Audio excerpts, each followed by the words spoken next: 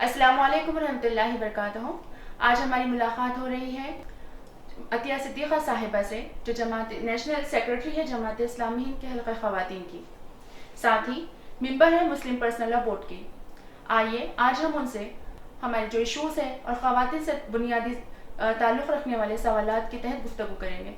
बाजी, आपसे मैं ये जानना चाहूँगी सबसे पहले कि जमात इस्लामी हिंद से आपकी वाबस्तगी कैसे और कब से हुई है? जी अल्हम्दुलिल्लाह, जमात इस्लामी से वाबस्तगी तो जैसे हमारे वालिद साहब जमात से वाबस्ता थे और फिर उसके बाद हम लोग घर में इज्तिमा हुआ करता था। उसी के साथ साथ यानी हमारी भी तरबियत उसी अंदाज में होती रही और फिर शादी के बाद भी यानी हमारे शोहर भी SIO वगैरह से उनका ताल्लुक़ था जब उस वक्त, और फिर ऐसे ही आहिस्ता आहिस्ता हम लोग तहरीक से वाबस्ता होते रहे। पहले तो इब्तिदा में कैसे मर्द हजरात में ही काम हुआ करता था ना जी। फिर बाद भी जब ख़वातीन में काम शुरू हुआ तो उस वक्त फिर ख़वातीन में और उसमें फिर बाद में GIO में भी काम शुरू हुआ, यानी गर्ल इस्लामिक ऑर्गेनाइजेशन जो है, तो उसमें हम लोग उसमें हिस्सा लेने लगे और इसी तरह से फिर हमारा इन्वॉल्वमेंट मुकामी सतह पर होता गया। मुकामी सतह पर हम GIO से वाबस्ता रहे और फिर आहिस्ता आहिस्ता फिर हम काम करते रहे मुकामी एक मेंबर की हैसियत से जी। फिर उसके बाद मुकामी नज़म को भी हमने संभाला GIO के नांदेड़ में और फिर उसके बाद हल्के ख़वातीन में हम शामिल हो गए थे। जी। तो निहायत ही कम उम्र में ही आप हल्का ख़वातीन से भी वाबस्ता हो गई थी जब GIO की? हाँ, जब उस वक्त GIO की जो उम्र थी रिटायरमेंट की 25 साल थी। अच्छा। तो उसके बाद जो है फिर हम हल्के ख़वातीन में शामिल हो गए थे। लेकिन फिर उसके बाद सन 2000 में उस वक्त जो अमीर हल्का थे उन्होंने जो है इस बात को पसंद किया और हमारे शोहर से इस बारे में बात की कि हल्के का नज़म संभालना है GIO का। अच्छा। तो हम चाह रहे हैं कि आपकी अहलिया इस नज़म को संभालें। तो फिर जब हमारे शोहर इजाज़त दिए तो फिर हमने सन 2000 से सन 2007 तक हल्के महाराष्ट्र की GIO का जो है नज़म हमने संभाला। बाजी, आपने जैसे जिक्र किया कि आपके शौहर भी SIO से वाबस्ता थे और वो भी काफ़ी ताउन आपको उनकी तरफ से मिला। हम अक्सर सुनते हैं कि एक कामयाब मर्द के पीछे एक औरत का हाथ होता है, तो मैं आपसे जानना चाहूँगी कि एक कामयाब औरत के पीछे या उसकी तरक्की तरबियत में एक मर्द किस तरह से रोल अदा कर सकता है? हाँ, सही है ये बात कि जैसे हम लोग अक्सर सुनते हैं कि कामयाब मर्द के पीछे औरत का हाथ होता है, वैसे ही एक कामयाब औरत के पीछे भी मर्द का हाथ होता है, यानी क्योंकि दोनों के ताउन से ही कोई भी काम अंजाम पाते हैं। तो हमारे शौहर का पूरी तरह ताउन रहा, हौसला अफजाई उन्हीं की होती रही जी। वही आगे बढ़ाते रहे हर कामों में और पूरी तरह ताउन करते रहे, जिसकी बदौलत ही हम सारे कामों को अंजाम दे सके। एक आम हमारे जो मर्द हजरात होते हैं उनके लिए मैं आपका राय जानना चाहूँगी कि वो किस तरह से रोल अदा कर सकते हैं अपनी घर की ख़वातीन को बेहतर बनाने के लिए या उन्हें तरक्की के मनाज़िल तय करने में? जी देखिए, एक तो समझिए मॉरल सपोर्ट होता है, फिर घर में भी जो जिम्मेदारियां होती हैं, घर में भी जो कामकाज होते हैं उससे भी जो है वहाँ पर भी रिलैक्सेशन देना, रिलैक्स करना वहाँ भी, और जो है उस पर ही इक्तफा करने की कोशिश करना और आगे बढ़ाना, हिम्मत अफजाई करना, हौसला अफजाई करना, ये सारे काम जो है हमारे शौहर अल्हम्दुलिल्लाह जो है करते रहे, हमें आगे बढ़ाते रहे। और मैं समझती हूँ कि शायद ये उन्हीं की हौसला अफजाई के हम आज यहाँ हैं। तो इसका मतलब ये है कि अगर मर्द हजरात अपने घरेलू कामों में भी और दूसरी उनकी सलाहियतों में इजाफे के लिए अगर कोशिश करे तो एक खातून बेहतर तरीके से घर और समाज दोनों को संभाल सकती है। बहुत सही है ना, जब तक कि घर के अफराद का ताउन नहीं रहेगा हम लोग कोई काम नहीं कर सकते ना, घर के अफराद का ताउन ज़रूरी है। आप GIO में आपके हल्के की जिम्मेदार आप रही और माशाल्लाह काफ़ी अरसे तक आप GIO की जिम्मेदार रही, तो उस दौरान का कोई यादगार वाक़या जिसका जिक्र करना चाहेंगे आप? अल्हम्दुलिल्लाह, वैसे तो हुआ यूँ कि जब भी जिम्मेदारी आई तो पता नहीं अल्लाह ताला की तरफ से ही कुछ मदद रहती थी और हम जो है जो भी काम हमारे ज़िम्मे होता हम उसको बहुस्न खूबी अंजाम देते थे। यानी जो भी काम हमें करना होता, अल्लाह का शुक्र एहसान है कि हम उसको जो है अंजाम देने की कोशिश करते थे। तो मुझे तो ऐसा लगता है कि भी जब भी हम लोग तहरीकी काम किए اس میں ہمیشہ اللہ کی مدد شامل حال رہی. ویسے پروگرامنگس کرنا، اس وقت کی ہماری جو جی آئی اے ممبرس تھی ان لوگوں کے آئیڈیاز، اور مجھے ایسا لگتا ہے کہ اس وقت جب حلقہ مہاراشٹر میں جی آئی او پوری طرح سے قائم ہو رہی تھی ابھی، تو ہم نے اس وقت پورے حلقہ مہاراشٹر کو 6 حصوں میں تقسیم کیا تھا. اور ہم نے یہ سوچا تھا کہ بھی اگر ہم کسی کو ٹاپک دے دیتے ہیں یا پھر کچھ سینوپسس بھی دیتے ہیں تو ہم لوگ جس طرح سے تربیت کرنا چاہ رہے ہیں اس طرح سے تربیت نہیں ہو سکے گی. تو اس کے لیے ہم نے ایک اسکواڈ تیار کیا تھا 5-6 ہمارے مقام کی ہی جی آئی او ممبرس کو لے کر، اور ان کو ہم نے جو ہم لوگ چاہ رہے تھے اس طرح سے اسپیچز ہم نے تیار کروائے تھے. اور وہ پورا اسکواڈ جو ہے، جو 6 مقامات ہم نے بنائے تھے پورے حلقہ مہاراشٹر میں اطراف کے جو ہے جی آئی اے ممبرس کو جمع کر کے وہاں پر پروگرامس لیے تھے. تو یہ ایک بہت اچھا رہا جس میں جی آئی او بہت اچھے سے پک اپ لی اور آگے بڑھتی گئی، اسکولس میں کالجز میں کام ہوتے رہے. تو ایک بہت اچھا لگا، اور ایسا محسوس ہوتا تھا کہ اللہ تعالیٰ کی مدد ہی تھی. وہ سارے آئیڈیاز ذہن میں آنا، وہ ہماری ممبرس کا تعاون حاصل ہونا. الحمدللہ اللہ کا شکر احسان ہے کہ جو کچھ بھی موقع ملا اس کے تحت ان کاموں کو ہم انجام دیتے رہے.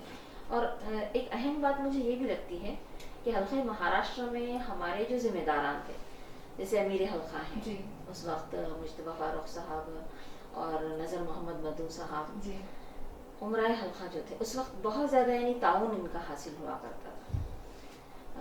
جب بھی ہم کوئی پروگرام ہوتا، ہم سے کوئی ایسا کراس کوئسچن ہوتا تو وہ لوگ اس کا جواب دے دیا کرتے تھے. مکمل سپورٹ ایک طرح سے آپ کو ان کا حاصل تھا. اور جیسے پریس کانفرنسز بھی ہوتی تھی تو وہاں پر بھی ایک ڈمی پریس کانفرنس لے کر تربیت کی جاتی تھی کہ کس طرح سے کرنا ہے، کیسے جو ہے ہم کو فیس کرنا ہے.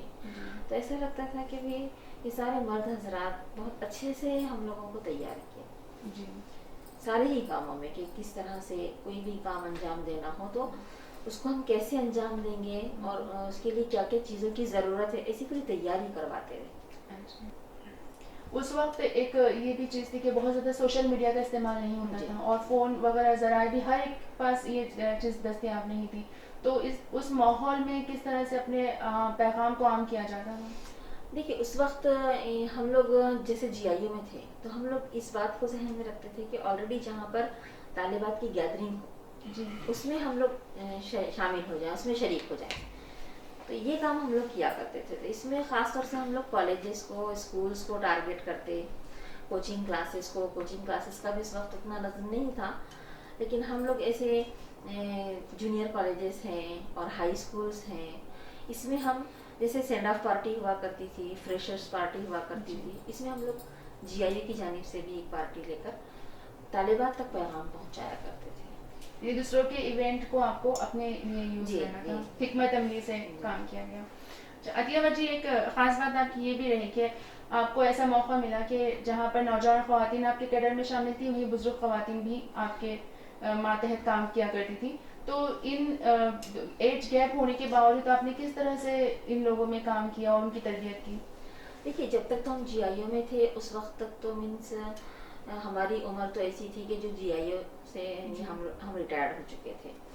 لیکن اس کے بعد جب مرکز میں سن 2007 کے بعد سے مرکز میں جب ذمہ داری آئی اور اس وقت جب مرکز کا سب سے پہلے سیٹ اپ تیار کیا گیا اور مرکزی ذمہ داران نے یہ سوچا کہ اب مرکزی سطح پر خواتین کا بھی نظم قائم ہونا چاہیے. تو ہر اسٹیٹ ہمارے ناظرین کے لیے میں چاہوں گی کہ آپ مرکز یہ ٹرم کو تھوڑا کلیئر کریں کہ ریاست دہلی کس طرح سے. جماعت اسلامی ہند کا دیکھیے الحمدللہ پورے ملک میں کام ہے. اس کا جو ایک مرکز دہلی میں ہے، مرکز ابوالفضل انکلیو میں، وہاں سے جو ہے پورے ملک کے کاموں کو کنٹرول کیا جاتا ہے. وہاں پر مرکزی ذمہ داران رہتے ہیں. تو اسٹیٹ لیول پر الگ الگ اسٹیٹ میں تو خواتین کا کام تھا، اسٹیٹ کی ناظمہ اور اس طرح سے اسٹیٹ میں کام، یہ ساری چیزیں ہوا کرتی تھی. لیکن ایک مرکزی سطح پر نظم نہیں تھا سینٹرل لیول پر. تو وہاں پر پھر مرکزی ذمہ داران نے یہ سوچا، امیر جماعت وغیرہ نے، تو انہوں نے اس بات کو سوچا کہ خواتین کا جو نظم ہے وہ مرکزی سطح پر بھی ہونا چاہیے. پہلے ایک کمیٹی بنا کر اس کی کنوینر ناصرہ خانم صاحبہ حیدرآباد کی جو ہیں وہ کنوینر تھی، اور اس طرح سے کمیٹی بنا کر ایک کام چل رہا تھا. اچھا. پھر باضابطہ یوں سوچا گیا کہ بھی یہ اس کو آرگنائز کیا جائے اور کل ہند ناظمہ کے طور پر کسی خاتون کا تقرر کیا جائے. جی. تو ہر اسٹیٹ سے 3 خواتین کو بلایا گیا تھا. پھر اس میں رائے وغیرہ لی گئی. جی. تو اس میں جو ہے اتفاق یوں ہوا کہ میں تو فرسٹ جسٹ ابھی جی آئی او سے ختم ہو کر یعنی یہاں کی اسٹیٹ کی ذمہ داری ختم کرنے کے بعد ہم جو ہے پھر مرکز میں ہم کو بھیجا گیا تھا. یہاں سے 2-3 افراد تھے. اور حلقہ مہاراشٹر کی بھی جو مرکزی یہاں کی جو حلقے کی شورا تھی اس میں بھی فرسٹ ٹائم ایک خاتون کا انتخاب ہوا تھا. اور نمائندگان میں بھی جو ہے پہلی خاتون ہے آپ جو جماعت اسلامی. ناصر آبا فرسٹ تھے. ناصر آبا پہلے سے تھے, میں سیکنڈ تھی. نمائندگان میں تو پھر اس طرح سے جو ہے وہاں مرکزی سطح پر جب نظم قائم ہوا تو اس وقت کافی عمر رسیدہ خواتین تھیں اس میں. اور لاسٹ میں ہمارا بھی نام آیا, لیکن ہمارے خواب و خیال میں بھی نہیں تھا کہ یہ ساری چیزیں ہو جائے گی. مرکزی ذمہ داری. ہاں, تو اس میں پھر مرکزی ذمہ داری آئی اور کافی ایج کی خواتین بھی جو ہے ساتھ میں تھیں. لیکن وہی پھر وہاں پر بھی اللہ تعالیٰ کی مدد شامل حال رہی. اور وہ حدیث ہمیشہ ذہن میں رہی کہ جب ذمہ داریاں اجتماعی طور پر ذمہ داری آتی ہے اور ہم یوں سمجھتے ہیں کہ اللہ تعالیٰ کی طرف سے دی ہوئی ہے, اور جب ہم اللہ تعالیٰ سے مدد مانگتے ہیں تو اللہ کی مدد ہوتی ہے. اگر کبھی انسان یہ سمجھ لے کہ یہ تو میں کر سکتی ہوں تو پھر اللہ تعالیٰ اس عہدے کے تحت ہم کو پھر چھوڑ دیتا ہے, اللہ کی کوئی مدد نہیں ہوتی. تو اللہ کا شکر ہے ہمیشہ سے یہی بات ذہن میں رہی کہ جو بھی یہ کام ہے یہ اللہ تعالیٰ کا ہے, ہم ایک ذریعہ ہیں. تو ہم پھر ہمیشہ اسی بات کو ذہن میں رکھتے ہوئے آگے بڑھتے گئے. اور اسی لیے مجھے ایسا لگتا ہے کہ ہمیشہ اللہ تعالیٰ کی مدد شامل رہی. اور اس میں ایک بہت بڑی بات مجھے یہ لگی کہ اس وقت ہماری جو یہ بزرگ خواتین تھیں یہ لوگ کافی خوش دلی کے ساتھ اس تبدیلی کو انہوں نے خوش آمدید کہا. حالانکہ دیکھا جائے تو بہت عمر میں کم تھے. جی.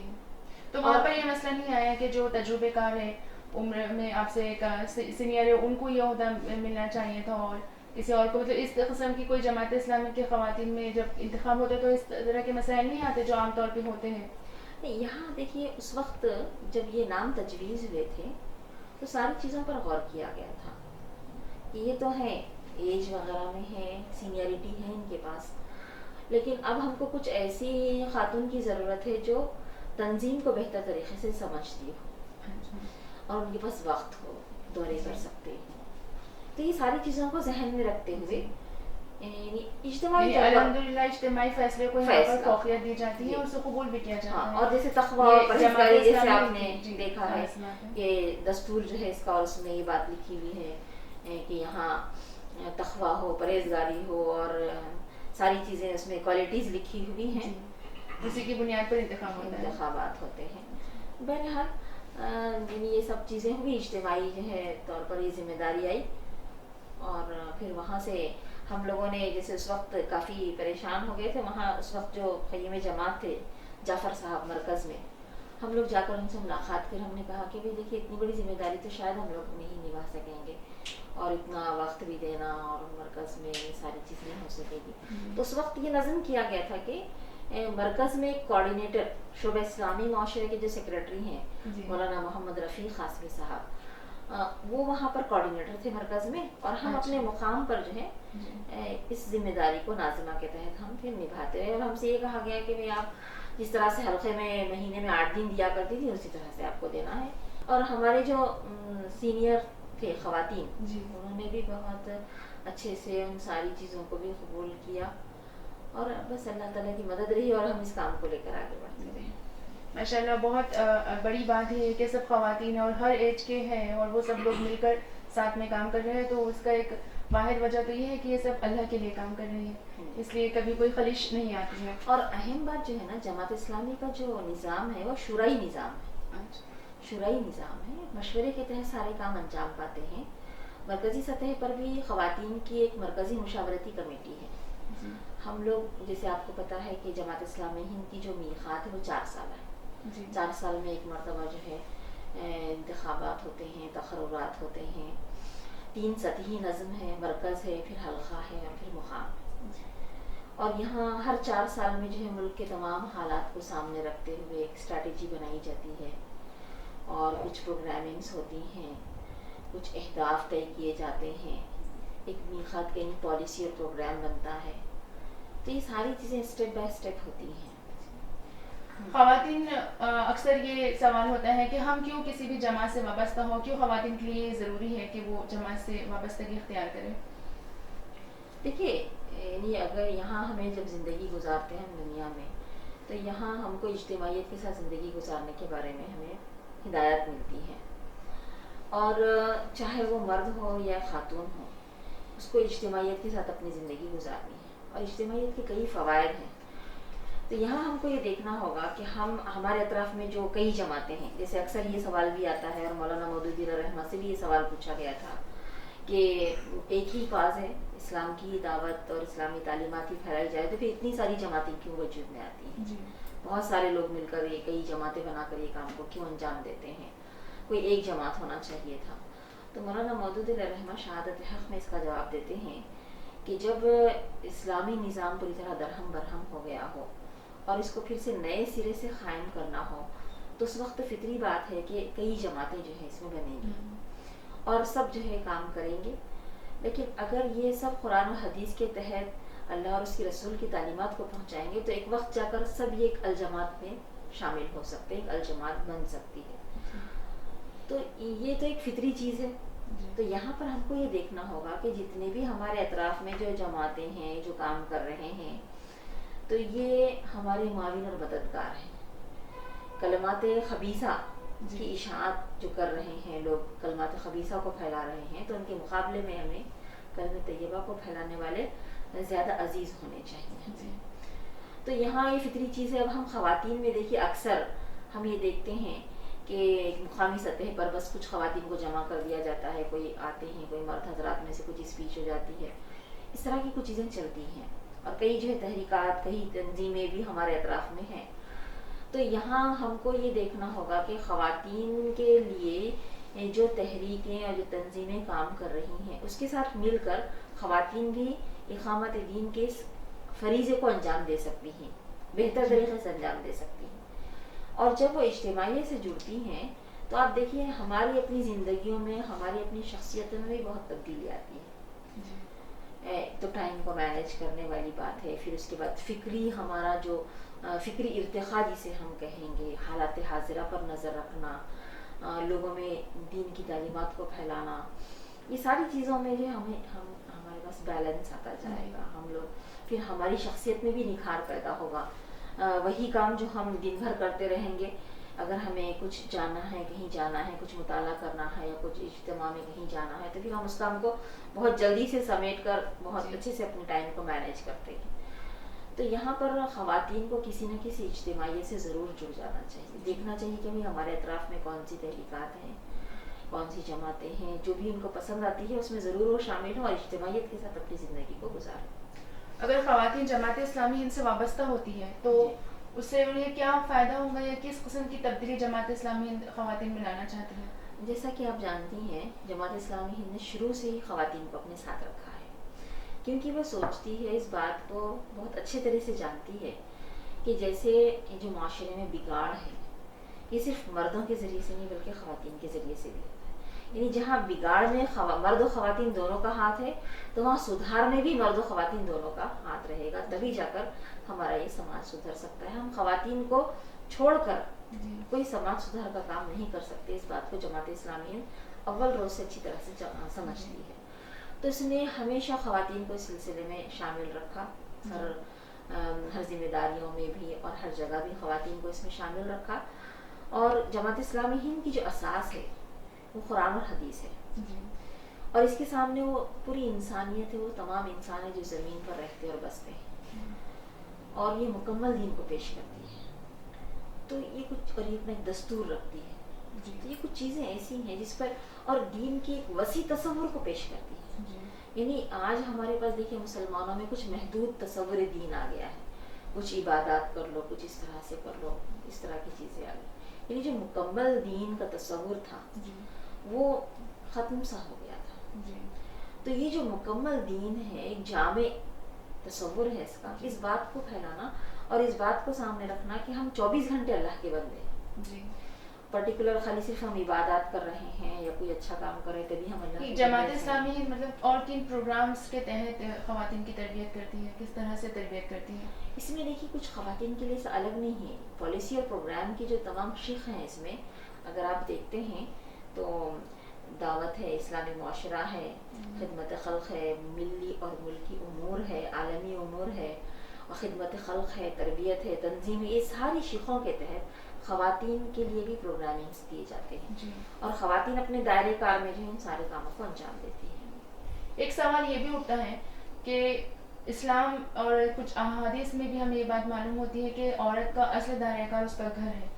جماعت اسلامی ہند کے جو لٹریچر ہے اس کے مطالعے سے یہ معلوم ہوتا ہے کہ وہ چاہتی ہے کہ خواتین ذکری شعبوں میں بھی کام انجام دیں، اسلامی حدود میں رہتے ہوئے کرنٹ ایشوز کے تحت آئے سوشل ایشوز جو تھے اس کو وہ اٹھائے، سماج میں تبدیلی لانے کی کوشش کرے اور باہر بھی نکل کر وہ جو تو کام کرے. تو کس طرح سے خواتین، اور کیا یہ اسلام میں صحیح ہے کہ خواتین باہر بھی آ کر کام کریں، سوشل ایکٹیویٹیز میں حصہ لیں، اور بیلنس کس طرح سے کریں؟ دیکھیے جیسے اسلام کی جو تعلیمات ہیں اس میں یہ بات بتائی جاتی ہے کہ عورت کا جو بنیادی کام ہے وہ اس کی اپنی اولاد ہے اور اس کے اپنے شوہر کا گھر ہے. یہ بہت اس کا مین کام ہے. وہی مسئولۃ عنہ، بول کر اس کے بارے میں ملتا ہے ہمیں کہ اس کے بارے میں پوچھا جائے گا قیامت کے دن. تو یہ بنیادی کام ہے. اس کام کو کرنے کے لیے، اور اتنا بنیادی کام ہے کہ اگر ایک عورت اس کے مطابق اگر کام کرنا شروع کرے تو ایک گھر سدھرے گا، ایک خاندان سدھرے گا، اور پھر ایک ہمارا معاشرہ سدھر سکتا ہے. تو یہاں پر اسلام کی تعلیمات کو ذہن میں رکھتے ہوئے اپنے گھر کو اسلامی گھر بنانا، اپنی اولاد کو ایک بہترین انسان بنانا، یہ بہت اہم کام ہے عورت کے ذمہ. اب اس کو کرتے ہوئے اس کے ساتھ ساتھ جب خاتون کے پاس، ایک عورت کے پاس وقت ہوتا ہے، جب یہ ساری بیسک بنیادی ذمہ داریوں کو ادا کرتے ہوئے اس کے پاس وقت ہے، تو وہ اپنے پڑوس میں دین کی تعلیمات کو پھیلائے، اپنے محلے میں دین کی تعلیمات کو پھیلائے، محلہ کے بچوں میں جو ہے اس کاموں کو انجام دے. تو یہ سارے کام اس کو انجام دے رہے ہیں.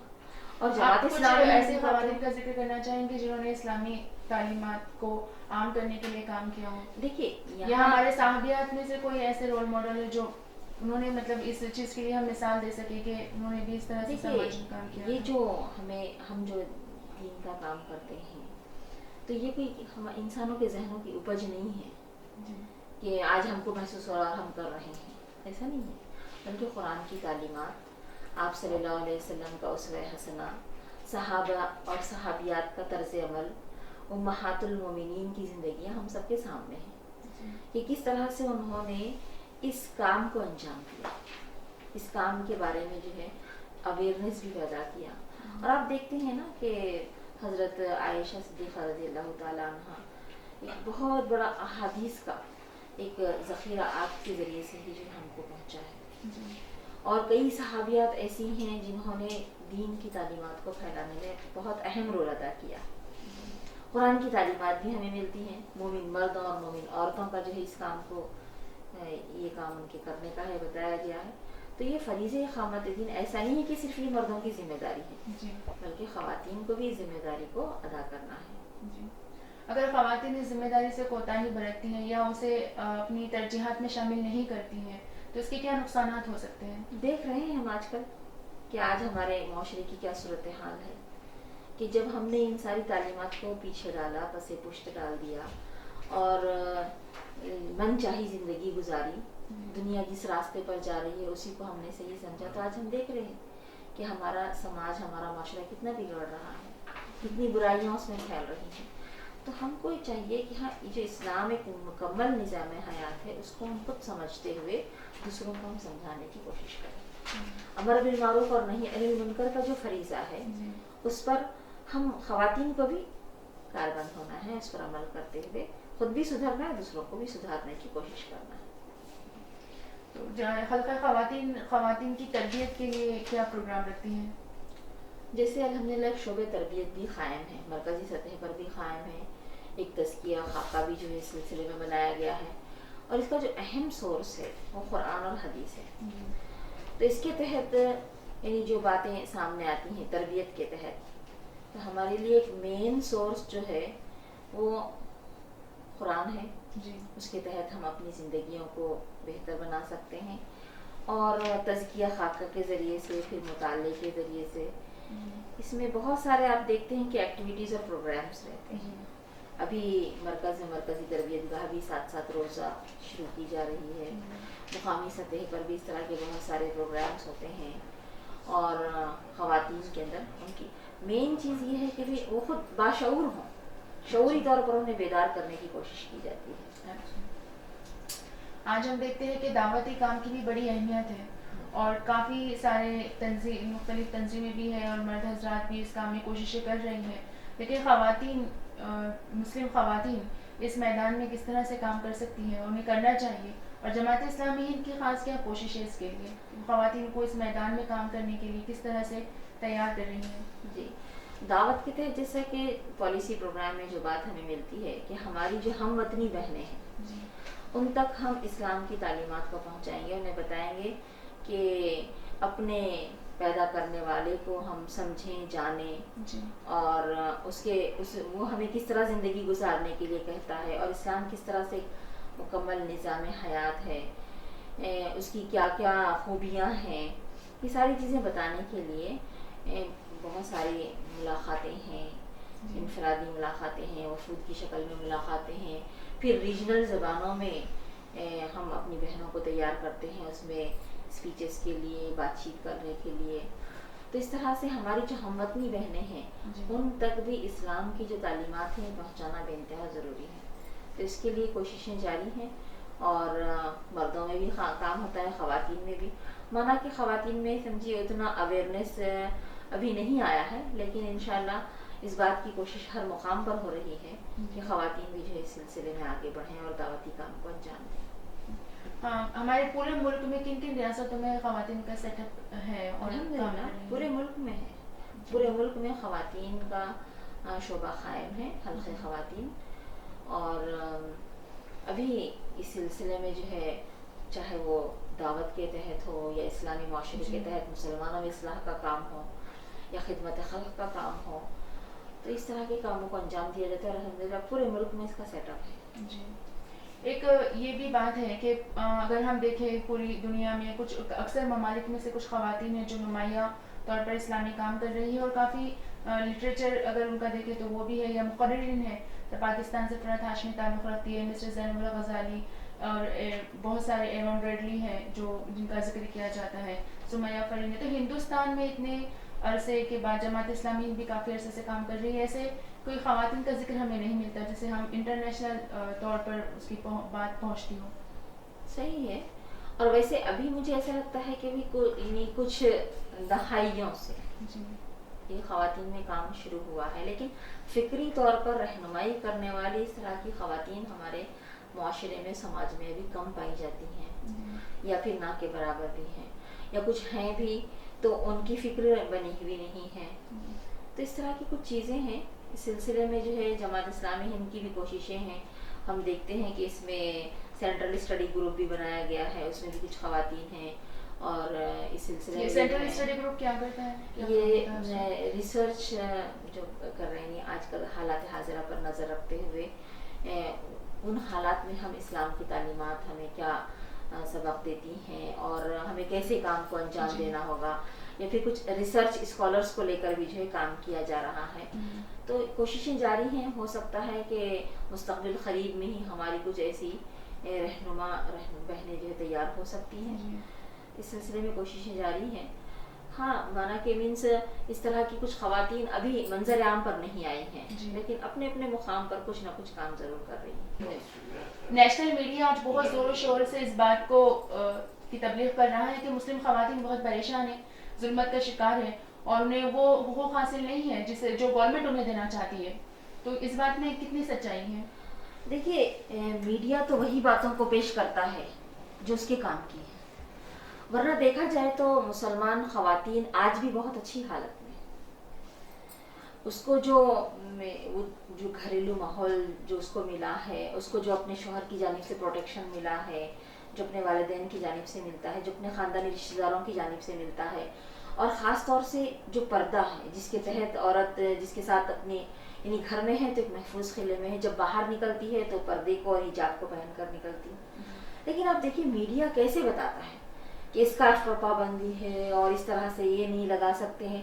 ایک طرف تو وہ یعنی میرا جسم میری مرضی اس طرح کا بھی نعرہ ہوتا ہے، اور دوسری طرف جب ہم خواتین مسلمان خواتین اپنے آپ کو ڈھانپ کر نکلتی ہیں تو اس وقت ان کو کیوں اتنی پریشانی ہوتی ہوگی؟ اس وقت کیا ہمارا جسم ہماری مرضی نہیں ہے؟ ہم بھی تو جیسے چاہے کر سکتے ہیں. تو یہ جو چیز ہے اسلام نے جو عورت کو دیا ہے کہ گھر میں ہو تو محفوظ خلے کے اندر ہو، جب باہر نکلو تو یہ ایسا سمبول اپنے اوپر ڈالو جسے تم پہچانی جاؤ اور ستائی نہ جاؤ. اور آپ دیکھیے آج جتنے بھی جو ہم وطن بہنیں ہیں وہ بہت زیادہ جو اٹریکٹ ہوتی ہیں اسلام کی جو تعلیمات سے، وہ پردے کی وجہ سے ہوتی ہے. پردہ ایک ایسی چیز ہے جس کو پہننے کے بعد ایک محفوظ ایک حفاظت محسوس ہوتی ہے اس میں کہ محفوظ ہے. تو آپ دیکھیے کئی بری نظروں سے اور ساری چیزوں سے جو ہے انسان بچتا ہے اس میں. لیکن آج یہ سب چیزیں جو ہے انسانی جو ہمارا نیشنل میڈیا ہے اور جو استعماری طاقتیں ہیں ان لوگوں کی نظروں میں کھٹکتا ہے، اس لیے کہ وہ تو چاہتے ہیں کہ عورت تو ایکسپوز ہو، وہ اپنے جسم کی نمائش کرے، وہ اپنے آپ کو ظاہر کرے، اپنی خوبصورتی کو بڑھائے، تبھی جا کر تو ان کے کاسمیٹک بکیں گے. پھر ورنہ ان کی وہ جو انڈسٹری ہے وہ تو ٹھپ ہو کر رہ جائے گی اگر اس طرح سے پردے میں ایک خاتون اگر رہتی ہے تو یہ ایک چال ہے، اس کے سوا کچھ نہیں ہے. اور ہماری جو وطنی بہنیں ہیں وہ اسلام کی ان تعلیمات سے اٹریکٹ ہوتی ہیں. آپ دیکھیے عورتوں کو جو گھروں میں ان کی شوہروں کی جانب سے، ان کی اپنی اولاد کی جانب سے، رشتہ داروں کی جانب سے خواتین کو، مسلمان خواتین کو پھر بھی آج ایک عزت ہے ان کی. آج ان کی جو ہے ایک شوہر جو ہے ایک محفوظ خلے کے اندر ان کو رکھتا ہے. تو یہ سب کچھ چیزیں ہیں جہاں پر ان کے حقوق بھی ان کو دیے جاتے ہیں. تو یہ نیشنل لیول کے اوپر جو فگرز آتے ہیں خواتین کے تعلق سے، تو آپ کا کہنے کا مطلب یہ ہے کہ مسلم خواتین بہت کم اس ظلم کا اور ان حالات کا شکار ہوتی ہیں، وہ خوش اور سکون سے ہیں اپنے. اور اس کے ساتھ ساتھ آپ دیکھ لیجئے میڈیا کا کہ گورنمنٹ کی ہمدردی کی اسے ضرورت ہے یا نہیں؟ دیکھیے گورنمنٹ یہ ہمدردی کیوں کرتی ہے؟ جیسے اب آپ دیکھ رہے ہیں طلاق ثلاثہ کا بل جو ہے پاس کرنے کی کوشش کی گئی اور یہ آرڈیننس کو بھی لایا گیا. تو اس کے پیچھے کیا ہے؟ حکومت کو سنجیدہ نہیں ہے. وہ تو یہ چاہتی ہے کہ مسلمانوں کے پرسنل لاز میں انٹرفیئر کرے، اور ان کو تو اس بات کو مسلم خواتین کے لیے چاہتی ہے. وہ کہتی ہے کہ مسلم خواتین کو ضرورت ہے، وہ پریشان ہے. یہ آپ دیکھ رہے ہوں گے نا اس کا جو فیگر ہے بالکل پوائنٹس میں ہے. ہاں یہ ٹریپل طلاق اور طلاق ثلاثہ جو ہے اسلامک تعلیمات کے مطابق نہیں ہے، لیکن جو بھی ریشو ہے ہمارے پاس بہت کم ریشو بنتا ہے. تو اس سلسلے میں جو ہے ہم اویئر کرنے کا، اصلاح معاشرے کا تو کام کریں گے، لیکن ان چیزوں کو لے کر میڈیا یا پھر ہماری حکومتیں بھی کوئی سنجیدہ نہیں ہے. بس اس کو ایک ایسے ہی جو ہے اس کو سیاسی طور پر اس طرح استعمال کرنے کی جو ہے بات ہوتی ہے، اور اس سلسلے میں جو ہے ایسے بتایا جاتا ہے کہ ہم مسلمان خواتین کے ہمدرد ہیں، جبکہ مسلمان خواتین کو ایسی ہمدردی کی کوئی ضرورت نہیں ہے.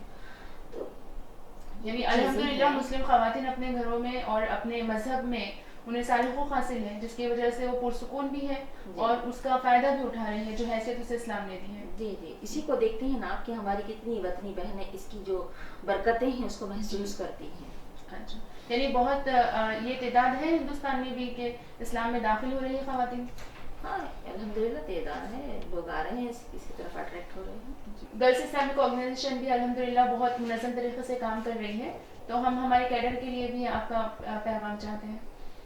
جی دیکھیے جیسے گرلز اسلامک آرگنائزیشن کی ہماری جو ممبرس ہیں وہ اس بات پر توجہ دیں کہ نوجوان نسل ملت کا سرمایہ ہوتی ہے، تو اس کو قرآن و حدیث کے تحت ان کو ڈھالنا، اسلامک تعلیمات کے تحت ان کو اپنی زندگی گزارنے کے لیے آمادہ کرنا، یہ بہت اہم کام ہے.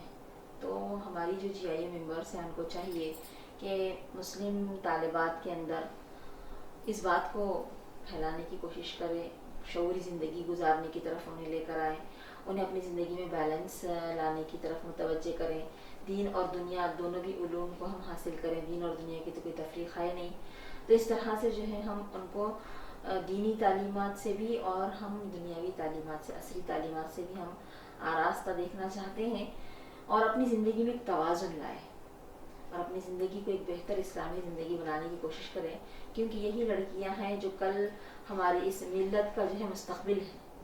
اگر یہ ایک بہتر طریقے سے اپنی زندگی گزارتی ہیں تو ان کی گودوں میں جو نسلیں پروان چڑھیں گی انشاءاللہ وہ ایک اسلام کا ایک بہترین انقلاب لا سکتی ہیں. حلقہ خواتین یا ہمارے جو ہندوستان کے تمام خواتین کی، مسلم خواتین کے لیے آپ کا پیغام؟ میں یہی کہنا چاہوں گی کہ جس تحریک سے ہم لوگ وابستہ ہیں اور جس کام کو ہم لوگ لے کر اٹھے ہیں وہ کام ایک پختہ سیرت اور کردار کے تحت ہی انجام پا سکتا ہے. تو ہم اپنی سیرت کو، اپنے کردار کو ہم ایسے بہتر بنانے کی کوشش کریں کہ ہمارے قول اور عمل کا تضاد نہ رہے، بلکہ ہماری سیرت، ہمارا کردار وہی ہو، جس بات کو ہم پیش کریں اس کے مطابق ہماری اپنی زندگیاں ہوں. اور یعنی خواتین ایک ہمارے معاشرے کا نصف ہے اور ان کی گودوں میں 100% یعنی مکمل یعنی ہمارا جو نسلیں پروان چڑھتی ہیں. اگر یہ ہماری خواتین اسلام کی تعلیمات کو بہتر طریقے سے جان لیتی ہیں، سمجھ لیتی ہیں تو انشاءاللہ جو ہے ایک بہتر انقلاب جو ہے آ سکتا ہے. تو یہاں اس بات کی کوشش کرنی چاہیے کہ ہم مکمل دین کو ہم سمجھنے کی کوشش کریں اور اس کام کو ہم اپنے لیے فریضہ سمجھیں. ایسا نہیں کہ وقت بچے گا، وقت ملے گا تو ہم اس کام کو انجام دیں گے، بلکہ ہم جہاں ہیں، جس جگہ ہیں، اس جگہ ہم اپنے معاشرے کو سدھارنے کے لیے، اپنے گھر کو سدھارنے کے لیے ہم کوششیں کرتے ہیں. الحمدللہ آپ نے کافی بہترین باتیں ہم سے کی ہیں اور ہماری گفتگو میں بہت ساری ایسی چیزیں آئی ہیں جس پر اور غور و فکر کرنے سے انشاءاللہ نئی راہیں بھی کھلے گی. تو جزاک اللہ باجی، بہت بہت شکریہ آپ کا.